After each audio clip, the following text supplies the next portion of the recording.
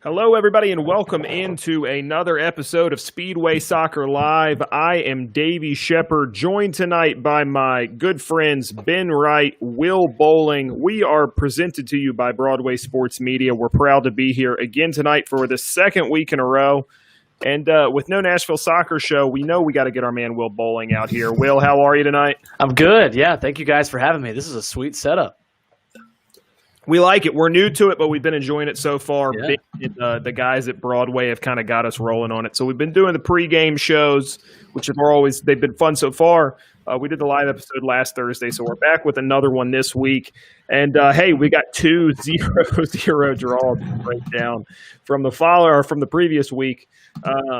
But I think kind of they played out totally separately, and I'm sure you guys would agree with that. They seemed like totally opposite styles of games, despite the score being the same. So why don't we start out with the match away against New England Revolution? Ben, let's start at the top with the fact that there was a COVID positive test on the team. The team wasn't allowed to practice. Walk us through kind of the storyline with that. Yeah, so I mean, we haven't really got a ton of specifics from the club on it. They're keeping details pretty scarce, I think, to try to protect player privacy, which I understand. What we do know is that sometime the week before the New England game, they, like you said, a player tested positive. It looks like, from what we've been able to gather, that they at least practiced on Monday and Tuesday, potentially later than that, but definitely missed a couple days of practice while they waited for everybody else to test negative. So that already kind of threw a wrench into things. And then going to New England is going to be the longest road trip that they take this season. It's a long flight, and then they have to drive after they get to the airport to get to Foxborough. So just a long road trip on top of missing all their strikers, 3 strikers, David Akam as well, and a couple other players. So I mean, it was just a rough week for them. And I think you kind of saw that in the lineup that they put out and how they played. I mean, obviously, I think that they're a team who wants to get 3 points from every game, but I think what it boils down to is they really went out there to bottom line play for a draw and make the game difficult for New England, and I think they did that for sure. Well, kind of piggybacking off of that, the lineup was one of the more interesting ones that we've seen. You had Brian Anunga in the lineup. Matt LaGrassa makes his first start. Derek Jones as the false 9. And it was obviously just aside from the start, it looked like they were going to struggle to score goals. That was the story of the evening. But what did you think of maybe some of those USL players getting a call up for the start that night? Yeah, I thought that LaGrassa was maybe the surprise of the guys that were in there. Derek Jones, I think a lot of us expected that he was going to be the pick to play at that false 9 position, especially the way he played the game before that. I thought he did some really good things. Thought that he had probably the most directness in the final third. Was really good at kind of shrugging guys off, being physical at the top of the box, which we haven't seen Nashville do a lot of. But I thought LaGrassa was maybe the surprise of that match. But I think if you offered Gary Smith 0-0 coming out of New England with the personnel that Nashville has right now, that was probably the plan. Try to get a set piece opportunity, try to get a goal off another corner kick like Nashville has done a lot of this season. But I think you saw a team that's going to work really hard off the ball, a guy in LaGrassa that covers a lot of ground, that's going to be able to press a lot when Nashville doesn't have possession. And that was clearly the objective, to hold New England off the score sheet. They did that. So it's probably the first of 2 0-0 wins for Nashville SC in the week, where you can confidently say, all right, that's a result that you take. Ben, let's talk a little bit about the formation. So we've touched on personnel. It wasn't ideal. It kind of seemed more 4-3-3, right? Yeah, for sure. You saw Dax McCarty and Brian Anunga both start, who Anunga obviously is a newer face on the team, but he's played a couple times before, and I think has put in some really good performances. So with Godoy missing, I don't think it was a shock that Anunga got the start. But like Will mentioned, LaGrassa, I don't think anybody was really expecting to see start, and definitely not in a flat 4-3-3. They really just, especially in New England, it looked like they went in there with the goal of just clogging the midfield and forcing New England wide, which I think they did for the most part. But I mean, LaGrassa is a guy who was really consistent performer at the USL level. At one point, midway through their second season, he had appeared in every match they played. And I think he's not a guy he wasn't flashy at the USL level, but he was consistent. You knew what you were going to get from him every game. And I think in his 2 starts so far in MLS, we've kind of seen a similar performance from him. He's not going to blow anybody away, but he's also not going to make any huge mistakes. So a solid 6, 7 out of 10 performance every week. Yeah, and I think you could argue he was Gary's favorite performer at the USL level, right? Maybe along with Michael Reed. Obviously, he had the injury in the second season, so that's going to do some damage. But LaGrassa, he loved him at the USL level. Hadn't seen as much of him as we had seen of other guys at the MLS level. But that being said, the performance you've gotten out of him for 2 games in a row, I think is pretty substantial. And we'll talk more about the other match here in just a second. But the other name I want to touch on, Brian Anunga, I think he was one of the better performers both against New England and in the second game as well. That kind of brings us to the point of Anibal Godoy has not been available for the last 2 matches. We're not going to speculate on the reason why there. We know that there was a positive COVID-19 test, and all we know is that Anibal Godoy has not been available since last weekend. So obviously the team hopes for his return. He is as integral as a member of the roster as there is, but not available the last 2 matches. To be able to go out without arguably, one of your most important players, maybe the most important player. Will, what are your thoughts on that, the team able to put in the shift without him? Yeah, I think Anunga is as one-dimensional of a player as there is for Nashville SC, but at the number 6 position as a holding midfield player, that's not necessarily a bad thing, because that's a really important position to have to win the ball high up the pitch, to try to protect your center backs, protect your fullbacks, protect really the back line of defense as a whole. So you're okay with having a guy whose job is strictly there to defend. And honestly, maybe that's a game Anunga rotates in anyway against New England when you're trying to just defend with the personnel they have in the final third, or maybe the personnel they don't have in the final third right now. I don't think that was the worst game for Anunga to feature and to be the guy to play alongside Dax McCarty. But it just makes Dax McCarty's role that much more important, right? We know he's been the leader of this team on and off the field. We've seen what he can do in the box on corner kicks, where he's the shortest guy in the field, and he somehow still is winning headers at the front post to set up Nashville on corner kick opportunities. So it makes his role that much more important. But so far, guys, through 2 games without Anibal Godoy in the side, Dax McCarty's been up to the challenge, and Nashville hasn't conceded. Possibly the story of the night was the performance out of Joe Willis. He makes backup team of the week for MLS. He goes out there, puts in a good shift. I think it was 7 saves, 8 saves that night, Ben. I don't have the stat in front of 6, me. I think. 6, okay, yeah. Really, really solid performance and some pretty big ones in tight positions. And then he backs that up in the very next game as well, posting another shutout. How's his evolution been as a player, Ben? I think that, if I'm correct, he's now set a new personal record for clean sheets in a season. And it seems to be that he's playing at possibly the highest level he's ever played at MLS. Would you agree with that? No, I definitely think that's true. I think he's also playing behind the best defense he's ever played in MLS, which obviously helps. But yeah, when Nashville signed him, I mean, I personally was a little bit underwhelmed. And I think a lot of people were. He had just been a pretty average keeper in MLS up until then. But I think it goes back to Mike Jacobs valuing the undervalued. That's kind of been his mantra for building the team. And clearly he saw something in Willis that he thought was worth investing in and kind of making a cornerstone of this roster. He's one of 3 people who's played every minute of the season so far. So yeah, I mean, I definitely think this is the best season he's had in his career. And I think he's definitely overperformed what we've seen from him so far in MLS. So probably the only other thing we need to touch on in that game, and actually, sorry, I'm moving into the second game, but before I get ahead of myself, as far as the way the game played out, it was exactly, I think when you saw that lineup, what we kind of expected it would be. Hold on for dear life, try to grab the point, and look, for a team that was at that point 5th in the table above you, I just think it's a good result. I don't think you can argue with a point on the road against a team that far ahead of you at this point in the season when you're in a playoff position, you've got a game in hand, and you have a new signing on the way, and you have several players in your starting lineup that aren't available to you through injury. Good result for me. Good point on the road. Ben, Will, final thoughts on that game?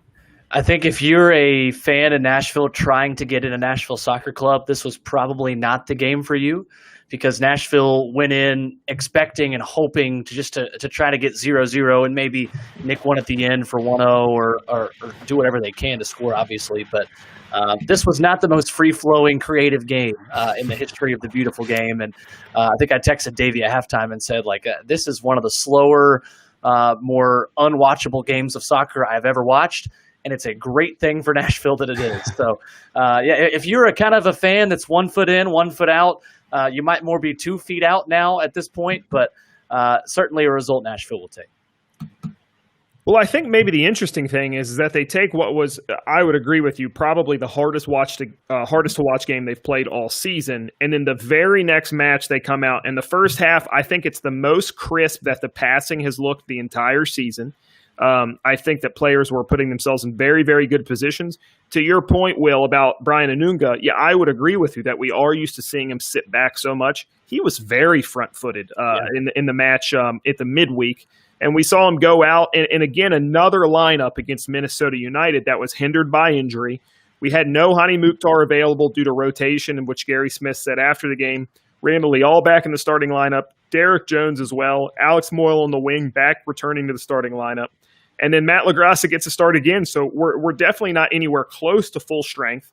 The result still finishes 0-0, but there were some high-quality chances in that game. Derek Jones, right out of the gate, should have put a goal away.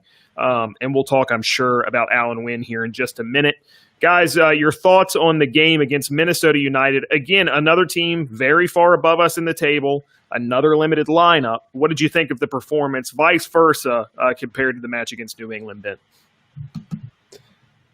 Yeah, I mean, I thought that was their best first half performance just in terms of chance creation. I mean, I tweeted out at halftime that was the highest expected goal total they'd had in a first half this season. I mean, even including the 4-2 win over Atlanta.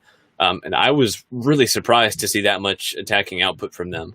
I think it was kind of a good and bad performance because we've struggled to see them create that level of consistent goal scoring. I mean, that chance that Derek Jones missed in the 5th or 6th minute was one that I think Cadiz or Rios or Baji, I mean, Cadiz hasn't played, but a forward would kill to get. That's the kind of chance that we've been wanting to see Nashville create, where they're putting their strikers in a position that's almost harder to miss than it is to score. So I think on one hand, it was encouraging that they were able to create chances that consistently, but I think it also just goes to show, I mean, obviously they were playing without a recognized striker, but just how finishing has let them down this season. You don't want to be too harsh on Derek Jones. He's a holding midfielder playing out of position as a forward, but I mean, that's a chance that you have to finish. You kind of hinted at the Alan Wynn miss. That's another chance that you have to finish. And so it feels like now that we're seeing Nashville be able to create these chances more consistently, well, now the finishing is kind of letting them down. So it's a little bit a good and bad performance at the same time. Yeah, I agree. And I told Davey after the match that it's only disappointing considering how well you played in the first half. Because that's another game, I think, that if you go in saying, hey, you're going to get 0-0 out of this one again, I think a lot of Nashville fans would take that against that Minnesota side. And I think a lot of the staff in the front office would take that as well and say, look, this is who this team is right now without Daniel Rios, without Dom Baji, with Abu Danladi having to come off the bench, and without Hani Mukhtar. But it only becomes a disappointing result because of the chances that you had in the first 45 minutes. And I totally agree on the Derek Jones chance. I think that's one that you've got to finish early on in that game in order to set the tempo. And it really is kind of the same story for this Nashville side, that sometimes their best moments have not been rewarded with a goal. And then you nick a goal at the end, the first goal ever, I guess the first goal ever in the run of play, the first win, totally against the run of play against FC Dallas when you maybe don't deserve one. So I think it's disappointing just because of how bright Nashville looked in the final third in that first half. And guys, I don't know what your thoughts on this, but I think Alex Moyle actually playing up top a little bit, kind of in a 4-1-2-1-2, a 4-3-1-2 diamond. I thought he had some really good things to do early on in that game and created some pretty nice chances. I would agree with that 100%. Yeah, I mean, it's no secret. I'm super high on what he brings to the game, no matter what, just working backwards and forwards. I think he's one of the more creative players out there. And I thought he put in a good shift. I think it's the first time we've seen him maybe kind of flop around position-wise so far this season. But he's shown that when his bell's rung, he's going to show up, put in the work, no matter what the position is for Gary. And that's why I think Gary just starts him every game that he's available. Like, it's no questions asked. He's got to be one of the first guys pinned in after Zimmerman, after Willis, after Romney. He's got to be one of the first guys on the sheet for Gary. So no surprise from me there. I think maybe a storyline from the game, and I was in the box and I tweeted about it quite a bit that night. We've seen referees in big moments this season kind of have some things that affected Nashville SC. I think this was probably the worst overall officiated match. He kind of just lost it from the start. Inconsistent call, and it wasn't just against Nashville SC, mind you. Things that were a foul one time were not a foul the next. Things that were a foul on one team weren't a foul on the other, back and forth each way. And it was just one of the ones I said in the box early to Drake Hillis from the Tennessee, and I said, this one has loses control written all over it, and it didn't quite get that bad, but it was super chippy there near the end of the first half and through the going into the second half, and it absolutely disrupted the flow of the first half as that wore on. Anybody think it had a particular effect on the game other than myself?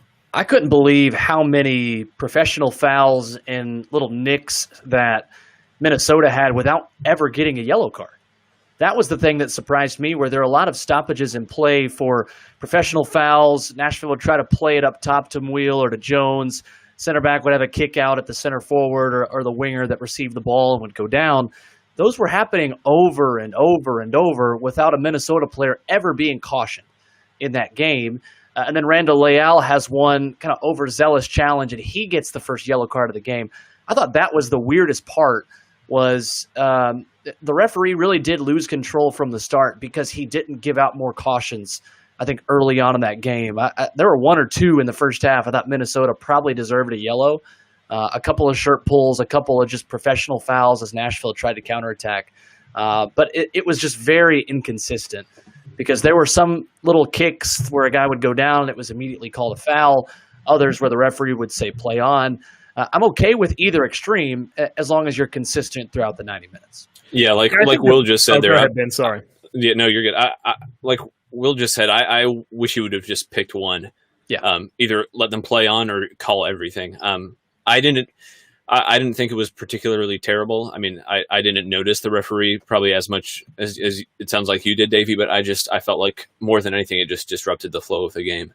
Especially like in the middle period of the first half, it just felt like there was a call every 30 seconds, and it just really chopped the game up and made it really stop-start. The one thing I will say is that I'm probably a little more biased because that's the first time we've heard boos in Nissan Stadium. So it was the first time where a call goes against Nashville and the fans are up in arms against the referee. There are probably more things the referees got away with without us really sitting back and thinking like, well, maybe the fans do have a case there because there weren't any fans in the stadium. Yeah, it's a great point, Will. And the thing for me that stood out the most is there was a pullback against Derek Jones called about midway through the first half. He's down in the attacking field. He kind of uses his body to get off. He wins the ball and is kind of in and towards the box. They call it back on a foul. And then there was one where he kind of got pulled to the ground at the start of the second half near midfield that was not called. It was just that same thing of just inconsistency that, to me, I just struggled with. It wasn't too much. I never like to make the refs the storyline, and I never think a team should be able to blame a loss on referees. I think those things balance out over the course of the season. But the ref inserted himself into the storyline the other night, and that always frustrates me.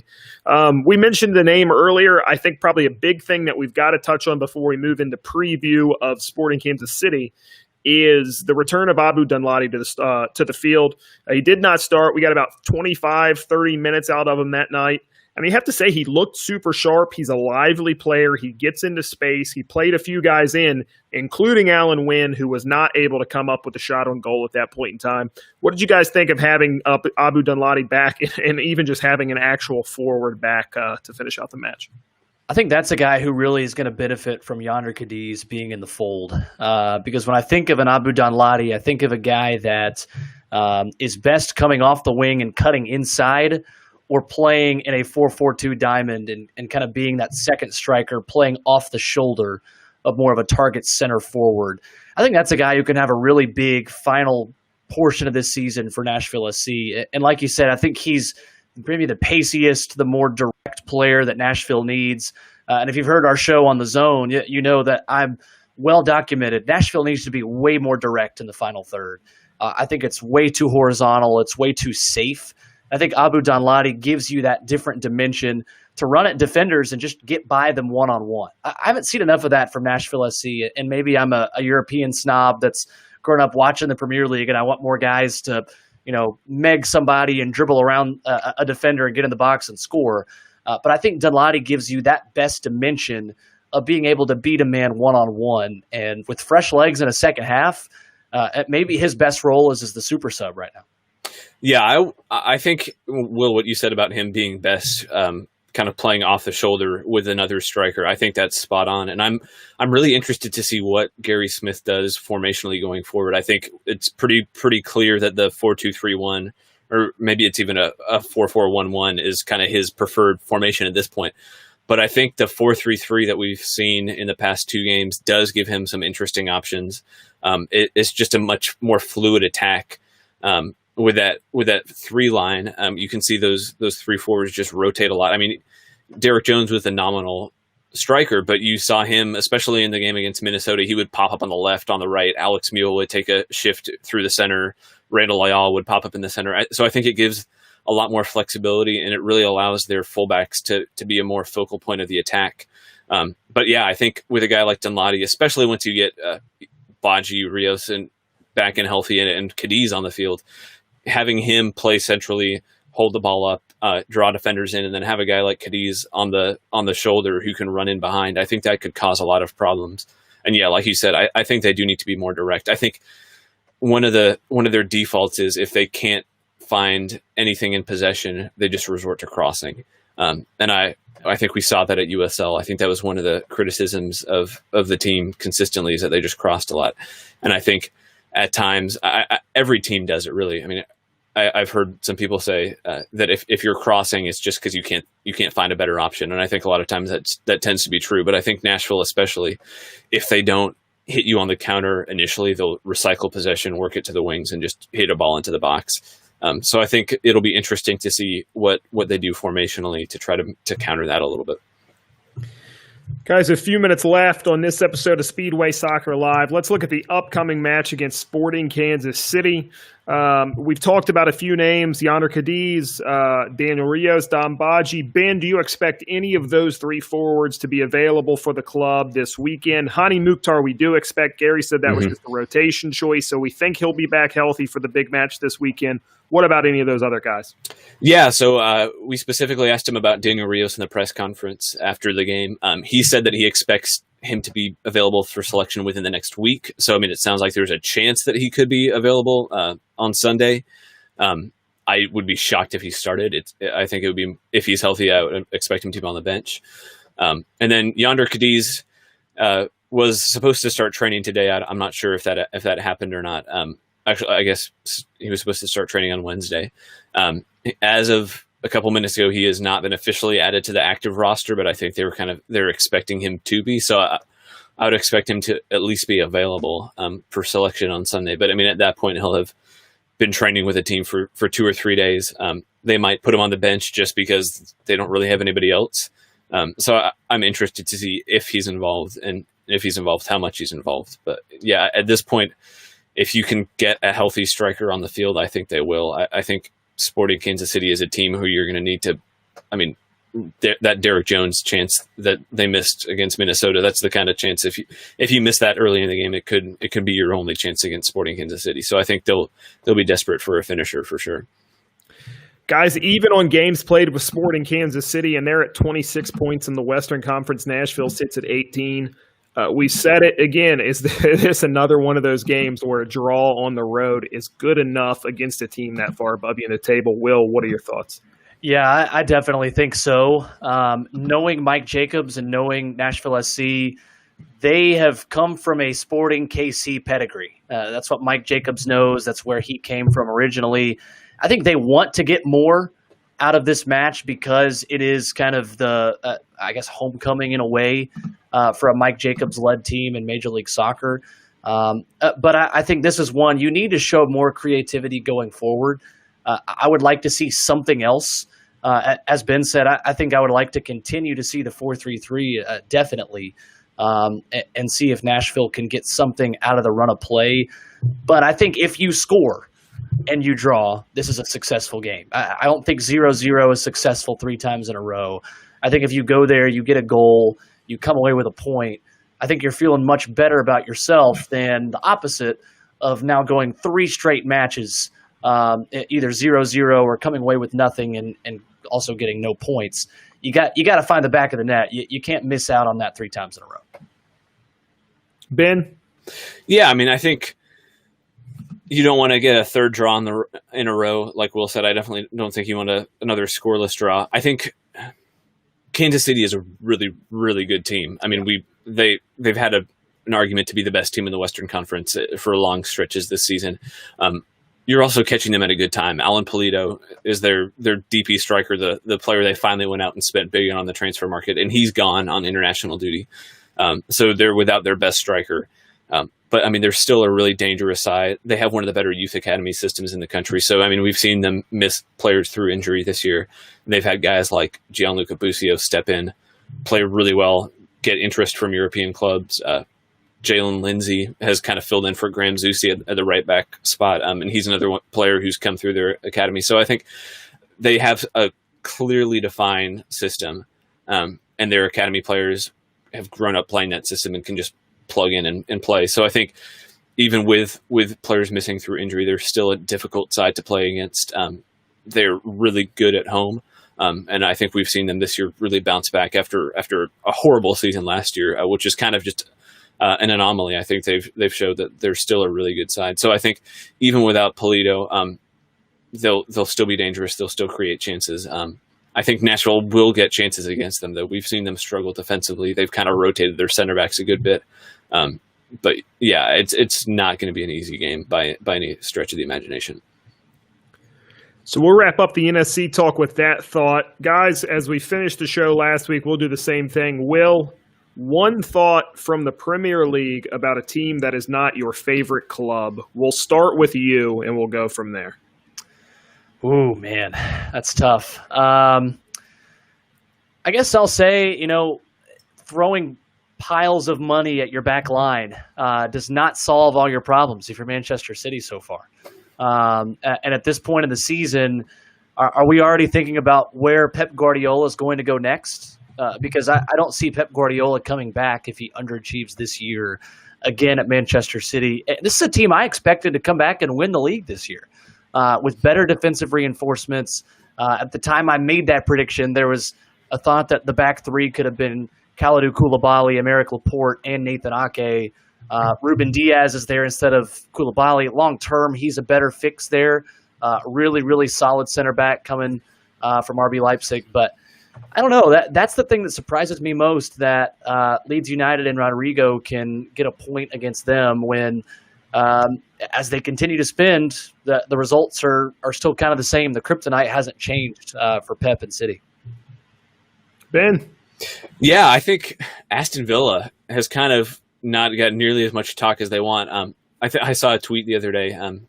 Leeds United got more publicity for beating Liverpool 4-3 than Aston Villa did for beating them 7-2. Losing to Liverpool 4-3, right? Right. Yeah. Sorry. Yeah. Oh, yeah. True. But I mean, Villa's in second place in the table. They have the best goal difference in the league, and even aside from that Liverpool game, which was just insane. I mean, they played some really exciting soccer. I think you're seeing Jack Grealish kind of show all the big clubs why they probably should have signed him. So good. And I think it's just if you would have told me that 4 games in the table would look like this, I would have told you were insane. Everton and Aston Villa at the top, Leicester up there as well. It's been a weird year all around, and I think the start to this season of the Premier League, which is kind of billed as like the return to normal, I think it's showing that stuff is not normal, and it's really entertaining right now. You guys touched on some big ones. I'm going to go with not a Chelsea story since we're doing other teams, but a former Chelsea man, Jose Mourinho, with the 6-1 victory over Manchester United. Listen, I think obviously Liverpool losing 7-2 is the result so far of the season. And I said it, I think it was last week or 2 weeks ago, whenever it was, I said that Chelsea drawing West Brom 3-3 and being down 3-0 is going to just be there's going to be a lot of storylines this season. It just so happened the very next week I kind of looked right from saying that. But that 6-1 win for Tottenham, I think in a lot of ways is more surprising even than Villa beating Liverpool 7-2. You just never expected Jose's side to score that many goals. And on the United end, it just always seems like there's somehow more questions than answers ever given. Even when it's in the affirmative, even when it's like, oh man, it looks like they're starting to figure stuff out. Well, then the questions are like, well, maybe Ale should stick around. Maybe Harry Maguire is coming good. It's just, I don't know where that franchise is headed. And to be one of the biggest clubs in the world, and to just seem totally rudderless, it's crazy to me. And Ben, I know you're a fan, and we won't get into the details. We can do that again. But that's just to see a club that huge, totally rudderless. It's really, really weird. It's almost the closest thing I can think of in American sports is like where Notre Dame was forever, just totally meaningless in football. That's how it seems right now, and I don't know how it ends. We're going to end it with a comment from Philip Williams. Really awesome to be at the game. Hopefully Nashville SC continue to get good results and we can get healthy and near full strength. Hey, that says it all, man. We're getting good results without being healthy. Fans back in the stadium. I think there was about 4,000 people there the other night of a possible 7,000. Hopefully we see more and more people get there in a healthy, safe way. Looked like they had seats zip-tied so that people couldn't be too close together, which I think is a very, very smart thing to do. And I hope we just kind of take advantage of that. Fans have a good time and we see some good soccer. Go ahead, Ben. Yeah, I wasn't at the game, but I mean, I think I texted you guys during the game. It absolutely made the TV product better. Being able to hear fans in the stands, it made the atmosphere better. It made the game seem more alive. And I think the players, and Gary Smith talked about it after the game, just what a difference it made. Exciting to see fans back, even in a really limited capacity for sure.